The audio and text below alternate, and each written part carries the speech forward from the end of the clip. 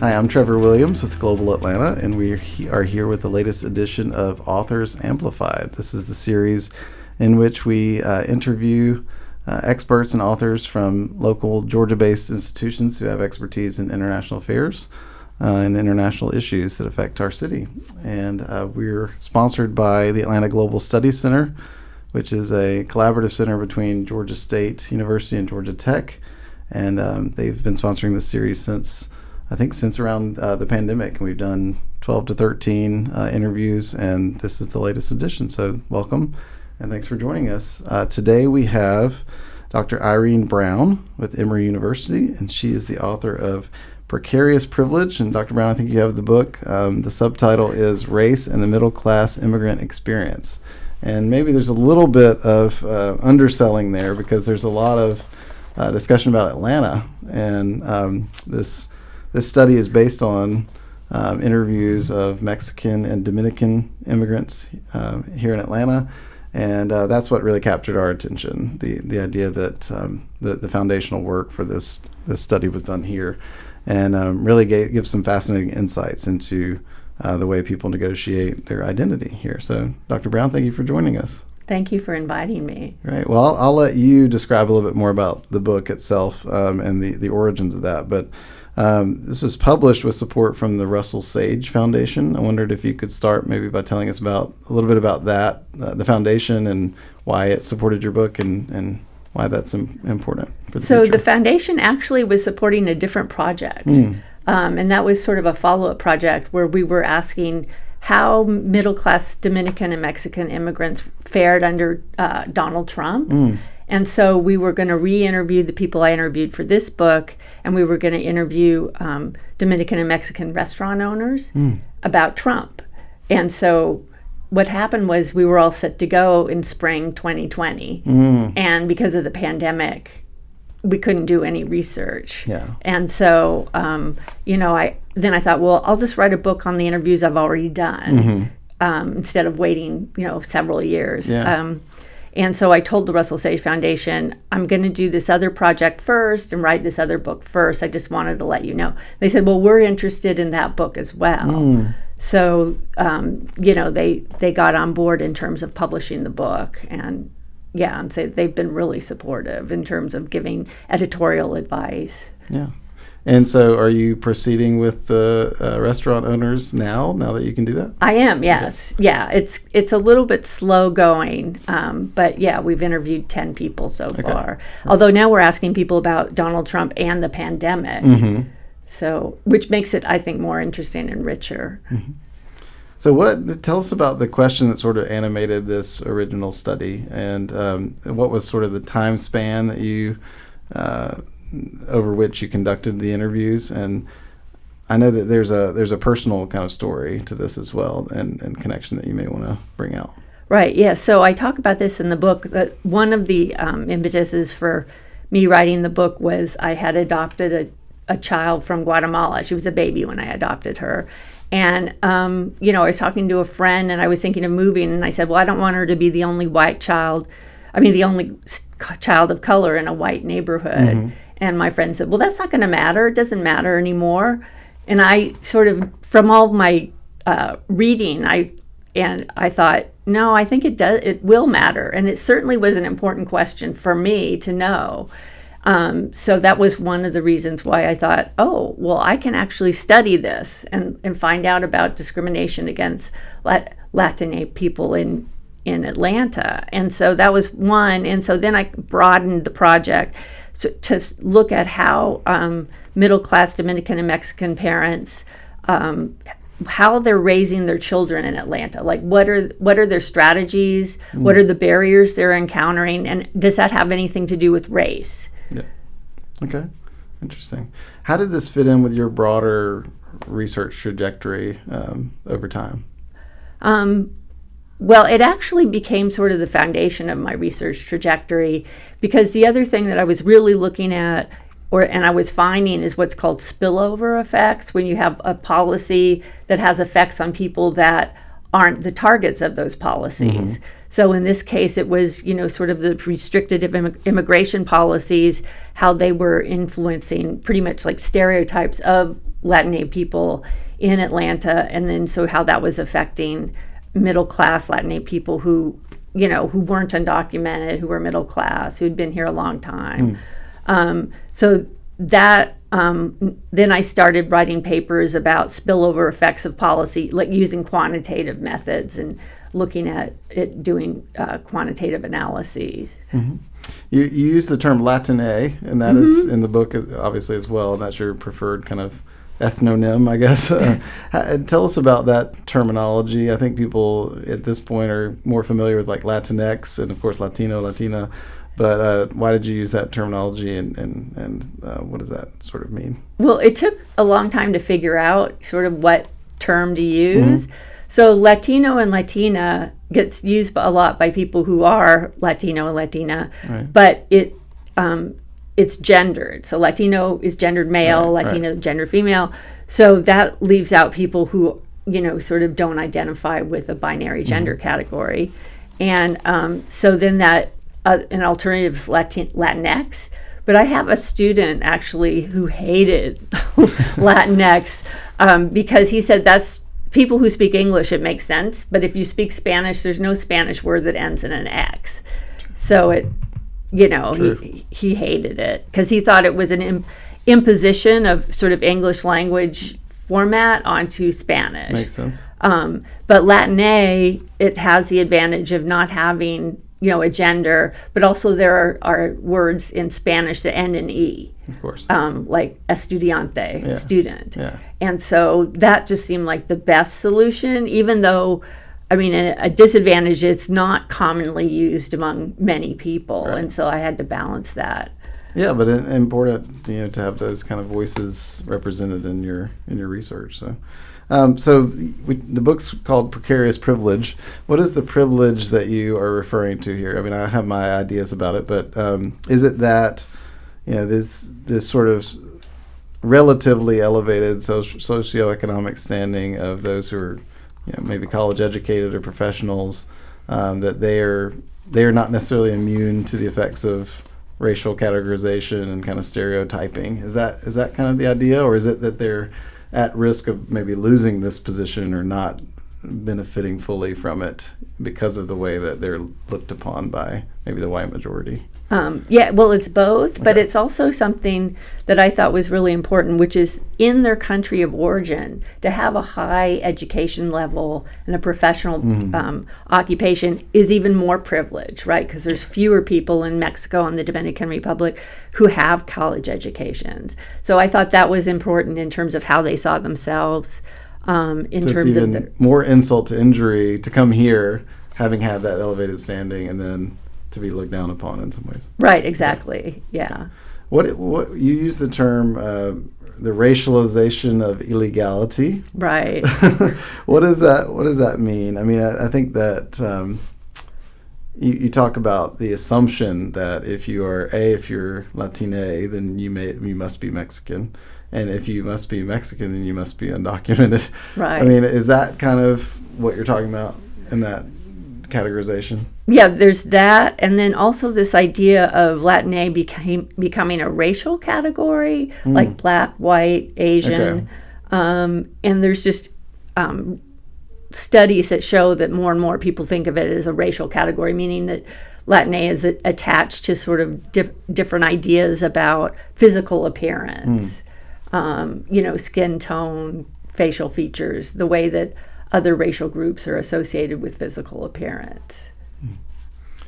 But, I guess you're getting at the idea that, it's much more varied in other parts of the world, particularly in Latin America, right? Right. It's not so cut and dried, but are you saying that the U.S. society is sort of like forcing them into a category, people from, very diverse countries into one single category?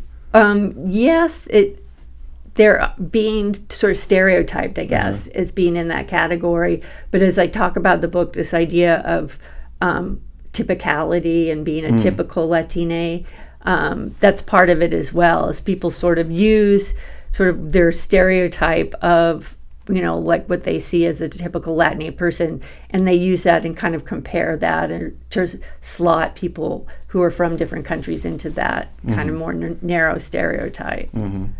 And you talk about the fact that I think in the case of the Dominican folks that you interviewed, there's more people that would be probably more readily identified as black.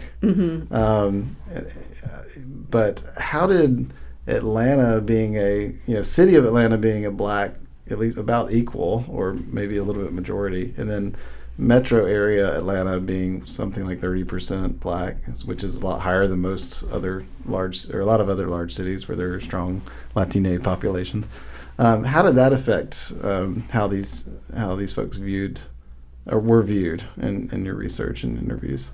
Well, it actually turned out that they didn't sort of have to negotiate sort of this assumption that they were black. Right, very often, once in a while they did, but which is different than in Dominicans and other cities like Miami and New York. Often kind of say I'm not black, right? So to distance themselves from that because that's what they get assumed to be. So I think there's several reasons for that, in why I didn't find that in Atlanta, and one is that the Mexican population is really large here, so. That ends up being a comparison category.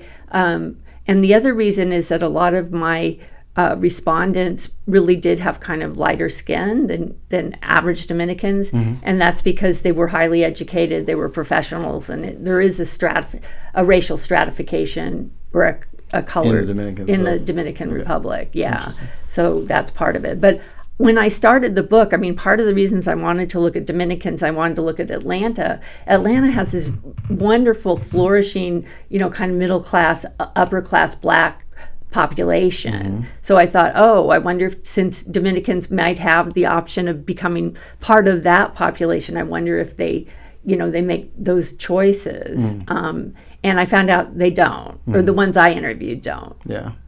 Why? Well, I want to get to why that is potentially, but why is it that you chose, if we back up a little bit, to focus on Mexican and Dominican communities in particular?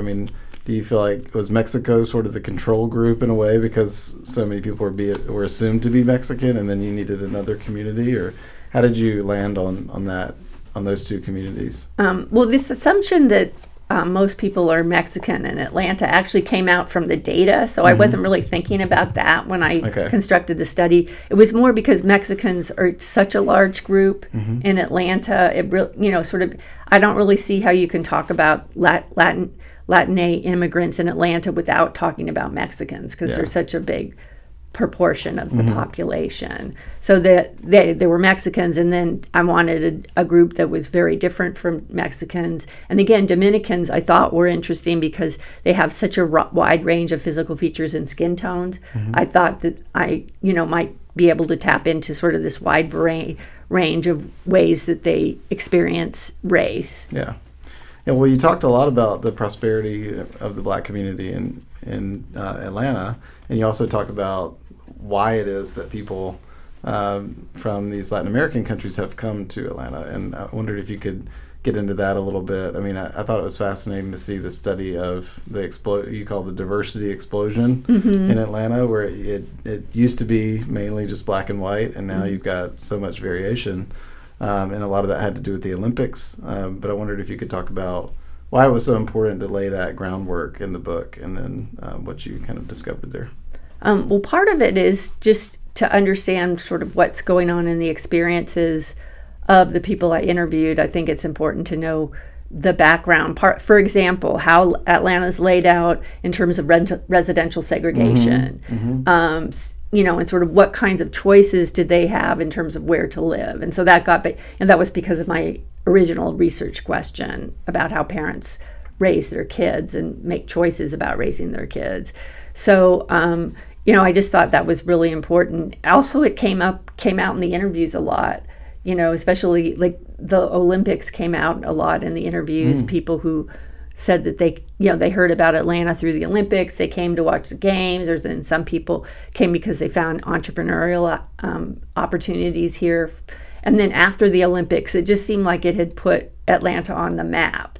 So, and once you have some people here from these countries, then you have chain migration, and you have people that they know or friends or relatives end up moving to Atlanta. Yeah. Yeah, did you find? I mean, were some of these folks people who came over to work on venues and construction and that kind of thing? I mean, I know that may be a stereotype in itself, but that's generally the way I've heard of it. But this idea of the migration happening after the fact because people were exposed to Atlanta, I think is obviously very valid too. But did some come over and kind of in an immigrant laborer type capacity and then stay?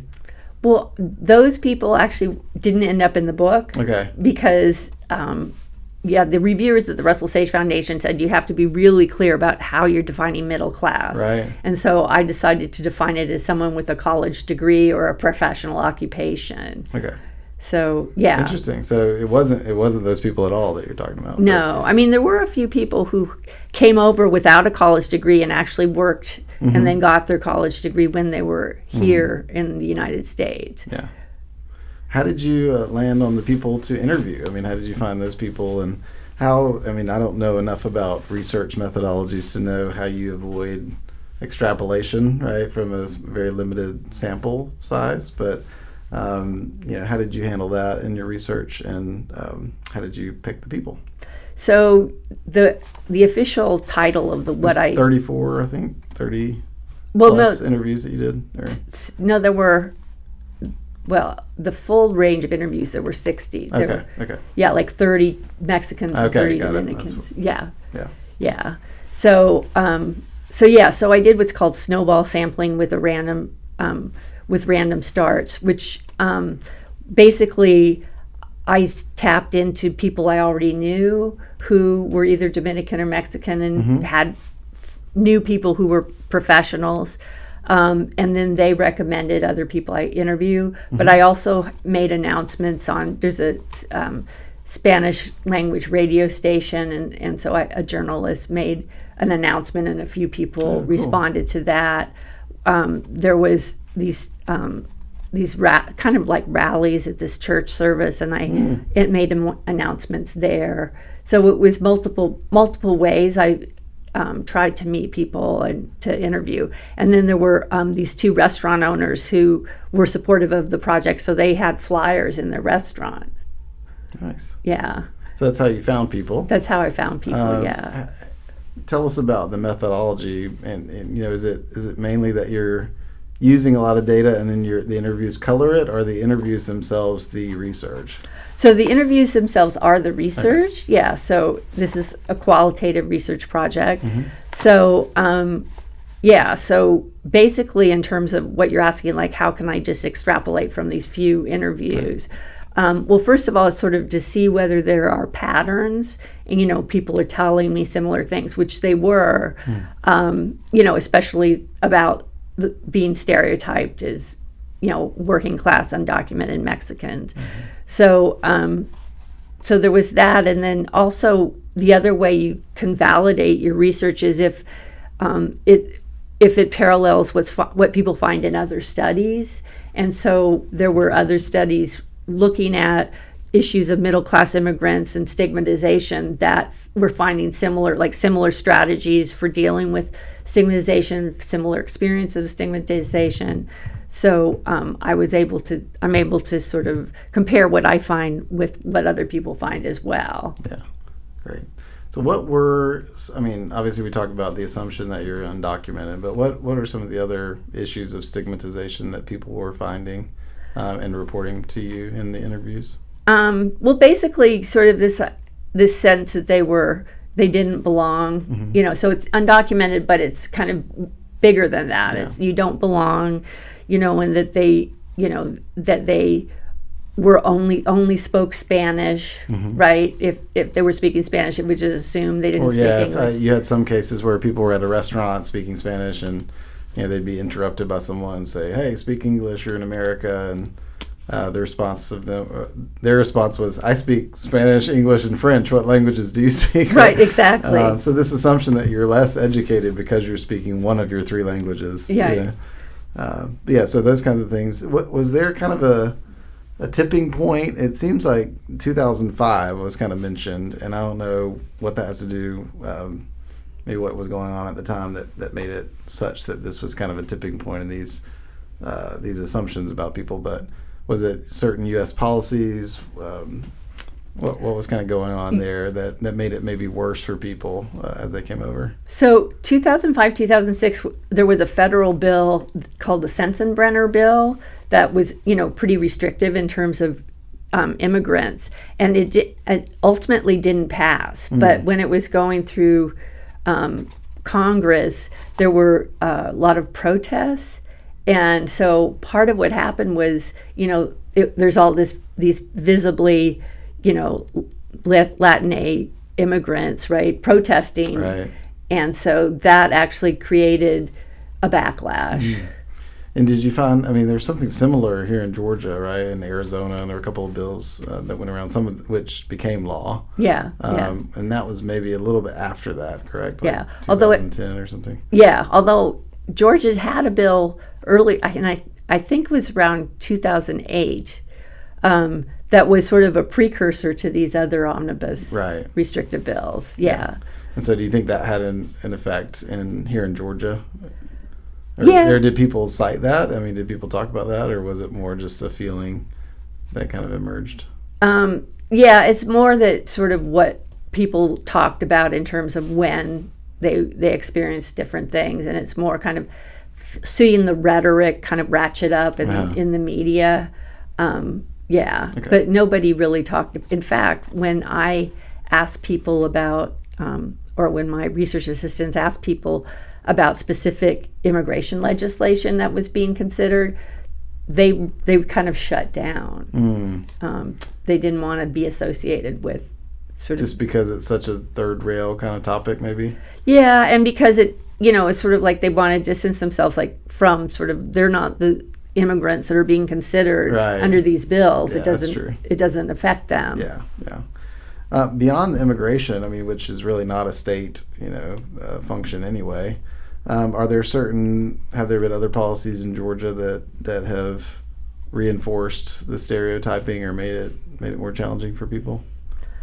I think it's mostly the immigration policies. Okay. Yeah, I haven't studied other domains like Medicaid, for example.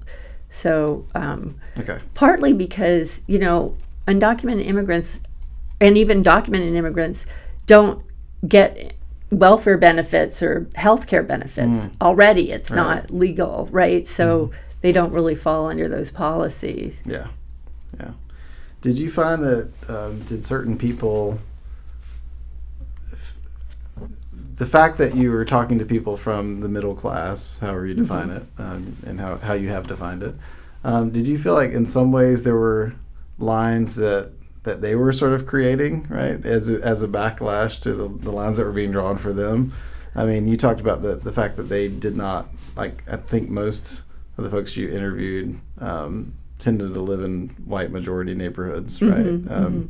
Because, for the associations we already talked about. But I don't know, did they reflect on the fact that they might be creating lines of division even among their own kind of compatriots? Well, they didn't really reflect on that. Yeah, but sometimes they did. They did seem to create some of those lines. For example, I was going to do a follow-up study and look at working class Dominicans and Mexicans. So the Dominicans, I told them about that, and I said, well, where would I find working class Dominicans in Atlanta? And they said they had no idea, right? So it was people from the same country, but they're not really our people. Right. Yeah, that's interesting. But we talked about the restaurant situation where the backlash to the assumption that people speaking Spanish were less educated. But what are some of the strategies that people have used to fight back, or either in the moment when they have an encounter with a person, or from a more macro perspective against these stigmas and stereotypes? Well, what I talk about kind of a lot in the book is this concept of one-up assimilation. So basically sort of flipping the status hierarchy so that sort of what being from the Dominican Republic or Mexico actually becomes a benefit in comparison to being from the United States. So, for example, geography was one way that they felt like Americans sort of were a little behind. Yeah.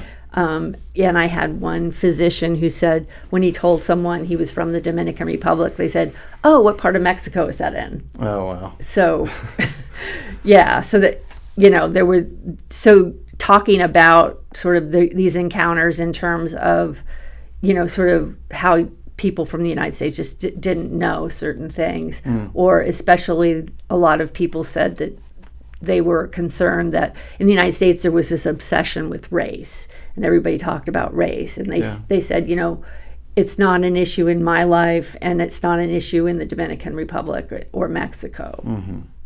There was just a preoccupation that was not relevant in their view, right? to Exactly. their personal life. Yeah. But like you talk about this idea of, particularly with regard to the post-Olympics diversity explosion, this idea that the traditional like black-white axis was sort of being upset. Like of course, yeah, this obsession or whatever you want to call it, this kind of bifurcation of these communities was sort of had a wild card thrown into it by all these Latina immigrants, and you talk about it heightening the white community sense of like a group threat, right? Because now you have black people agitating for more equality and better access to opportunity, and then now you have this other Hispanic or Latina community, and I found this interesting with regard to things like the affirmative action policies of the airport, for instance. Like, I don't know if you addressed that in the book. I don't remember seeing that, but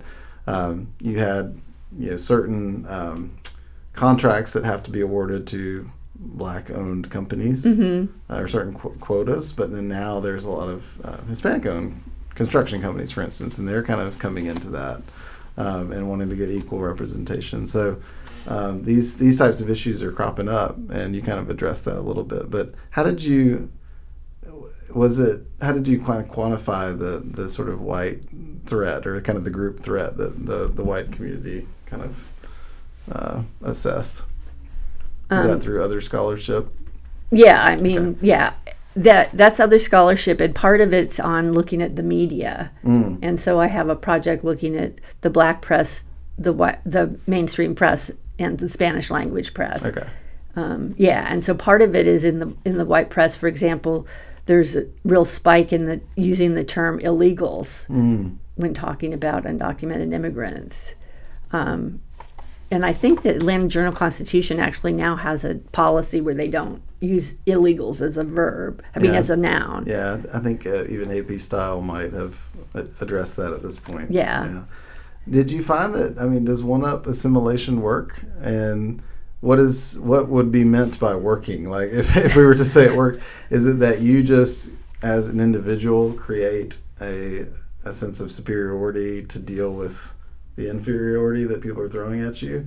And does it work in the sense of like, well, if I think this of myself, I don't need to worry about what they think? Or is there more of a societal way of thinking about it, I guess? Well, I think it depends on where it's occurring. So, for example, if someone's dealing with coworkers sort of as an ongoing basis, then I think it might work in terms of changing their views.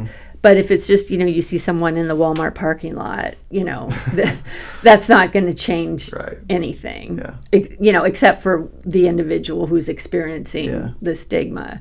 Yeah. So, in terms of how much difference does it make, I think it's limited. One-up assimilation is limited. And sort of if we think about from a societal perspective, I actually think things have to happen through different arenas, especially the media. Well, we'll work on that. Yeah. Being a news website, we'll try to work on that. And there's all kinds of ways. If you're not conscious while you're writing, you can reinforce things that either you assume or are kind of in the cultural zeitgeist, or in the air, I guess, that you just absorb if you're not careful. You talk about your daughter having to face this issue, and that in some cases when it's an interpersonal encounter, there's really no good way of dealing with it, because your options are limited and not good in any case. Can you talk about that a little bit? And I think that might be helpful for people like me who haven't encountered that as much and need to be educated on what it means to have to be the one educating other people about your race. Yeah, well, she, like she gets asked, where are you from, a lot, and and so, but she's 21. She's still at the age where she does the teenage eye roll. Mm-hmm. So she actually does have a way of dealing with it, which is not great. Mm-hmm. But for her, it really helps maintain her boundaries and her self-esteem. She just, But which I don't talk about in the book, the teenage eye roll, because I'm assuming she'll grow out of it. Yeah, but I mean, I think you mentioned the idea that like either you have to stop what you're doing and kind of educate the person. Hey, I'm from here, just like you. Mm-hmm. I mean, maybe I was originally born somewhere else, but I'm an American, just like you. And that other people don't necessarily have that burden. Particularly the white majority doesn't have that burden. So there's just. If you and this kind of catch-22, that if you are too strident in your response, then you run the risk of creating another backlash that's counterproductive in the first place. Right. Yeah. Yeah. So I think that, I don't know if that was that more broadly reflected in your conversations in the interviews? Like, did people kind of express that concern that they had to calibrate their response to these kinds of assumptions carefully? Some people did, yeah, they did. Again, I think especially in the workplace, mm-hmm. or places, or their child's school, where they knew they'd be interacting multiple times with the same people. Mm-hmm. Yeah, that they were really conscious of how they responded, to these assumptions. You mentioned the workplace. I find that interesting because I think when we're talking about the one-up assimilation aspect, I've noticed that there are a lot of Latina folks in very high positions at many of the big Fortune 500 companies here in Atlanta. And I'm not sure if you interviewed any of them, but it seems like in some ways the assumptions are sort of turning over, at least in the business community. Like there is this idea that being from another place can be an asset. It's not a liability. Like the fact that you have language skills, the fact that you have interpersonal or family relationships in these different markets, particularly when you're talking about doing international business, can be a benefit. Mm-hmm. And I don't know, did you encounter that at all in the book, or was that more about people's own responses to these assumptions? No, I mean, there were a few people who talked about, how it was advantageous to be in a global corporation, mm-hmm. In Atlanta, and how and the skills they had were really valued in their company. Yeah. So they did talk about that. Yeah. Yeah, and I think that's becoming, as Atlanta becomes more of an international business center, that's going to become more important. And maybe we'll give some ammunition to the one-up side. I mean, so I guess in sort of closing, how should people use your research, I guess? And particularly if you're a policymaker, if you're a person that just wants to be more conscious in the way you deal with your neighbors potentially in Atlanta, like what do you kind of hope people take this and use it for? Well, I actually hope that part of it is just this awareness of, middle class, professional Latina immigrants, mm-hmm. and how that's a group that's growing, and a group that's, they're really proud of what they've accomplished, and sort of to recognize that in terms of interacting, and also sort of think about maybe be more critical when reading in the media, like terms like threat from the border, that it gets sensationalized a lot of times, especially what's happening now at the border. And it's like, actually the majority of Latina immigrants are documented. Right. And sort of to just as a counterbalance to, so a lot of the rhetoric that's going on now. Well, I think there's also, another counterpoint to that, which is a lot of people who are undocumented are not Latina, right? Like there's overstays of visas from many countries that you would not necessarily be expecting to be up at the top of the so-called illegal the non-status or whatever you want to call immigrants who've not gotten their proper documentation. But it's if you want to make assumptions, there's other ways you could assume that are not based on these stereotypes. So What about from the policy side? Do you see any kind of implications from your research for lawmakers and maybe in folks that are recruiting business, economic development kind of professionals? Any implications there? Well, I mean, the policy, the really restrictive policies, I think, are, sort of do harm, wide groups of Latinx immigrants, and again, sort of spillover effects, even those who aren't the targets of those policies. Mm-hmm. So I personally favor, sort of not having these really restrictive policies. But in terms of sort of a broader approach to policy, I have to say I don't have an answer. Mm-hmm. I mean, I just think it's really complicated. And on the one hand, you have like issues of compassion, and then on the other hand, you have issues of pragmatism, that need to be balanced. And in terms of sort of how my book informs those debates, I guess it just informs those debates in terms of a broader awareness of the different populations that are affected. Yeah, I think this idea of the spillover is very important because there's so many policies now, or proposed policies, even that don't even become policies, right? Mm-hmm. That create effects that you don't necessarily think about. And I'm thinking in terms of, obviously we had the very explosive kind of issue of the murder of the young student at UGA mm-hmm. By an illegal, in quotation marks, an undocumented immigrant. And that created a whole ripple effect of people coming out with their own statements and using that for political purposes. And to me, and probably shouldn't interject my own opinions, but this idea, like, I think we should be more careful about how rhetoric around certain issues affects a broader population. And I think that's maybe what you're kind of getting at. Yeah, definitely. With the book itself. Yeah. Yeah. Well, thank you so much. Really appreciate you coming by here. We're in the 5th District studio here at Constellations, and I always like to throw them some thanks for allowing us to use the studio. This is our home office here for Global Atlanta, but we appreciate you joining us for Authors Amplified. Well, thank you for having me. Thank you.